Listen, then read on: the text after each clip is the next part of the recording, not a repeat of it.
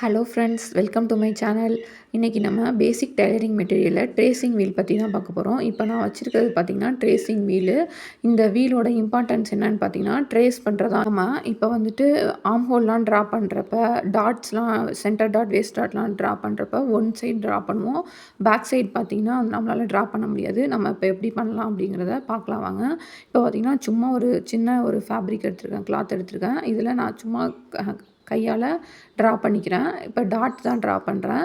இது எப்படி நம்ம இப்போ நம்ம ட்ரா பண்ணோம்ல அதிலே வச்சு கரெக்டாக அதை அந்த வீலை வந்து ரொட்டேட் பண்ணோம் அப்படின்னா இதோட பிரிண்ட் வந்து பேக் சைடு வந்து நமக்கு ஸ்லைட்டாக விழுந்திருக்கும். நம்ம மறுபடியும் வந்துட்டு சாக்கு வச்சு ட்ரா பண்ணிக்கிட்டோம் அப்படின்னா நமக்கு ஈஸியாக இருக்கும். இங்கே பாருங்கள், நமக்கு லைட்டாக நமக்கு வந்து தெரியுது. வீடியோலையும் உங்களுக்கு நல்லாவே விசிபிளாக தெரியுது. இப்போ பாருங்கள், நமக்கு விழுந்துட்டு இதை நம்ம எப்படி ப்ளவுஸ்லையும் நான் வந்து உங்களுக்கு பண்ணி காமிச்சிருக்கேன். அதையும் பார்க்கலாம் வாங்க. இப்போ நம்ம ஆம் ஹோலை நான் வந்து ட்ரா பண்ணியிருக்கேன். இப்போ ட்ரா பண்ணிவிட்டு இந்த ஆம் ஹோலு நம்ம ஸ்லீவ் ஜாயின் பண்ணுறதுக்காக எப்படி கரெக்டாக அதே ஷேப்பில் நம்ம வர்றது அப்படிங்கிறதுக்காக தான். இப்போ பார்த்திங்கன்னா வீலை வந்து அதில் ட்ரேஸ் பண்ணிவிட்டு இப்போ பேக் சைடு பாருங்கள், நமக்கு கரெக்டாக அதோட லைனோட பிரிண்ட் வந்துட்டு விழுந்திருக்கு. இந்த ட்ரேசிங் வீல் வந்துட்டு உங்களுக்கு ரொம்ப யூஸ்ஃபுல்லாக இருக்கும். இது பாய், தேங்க்யூ.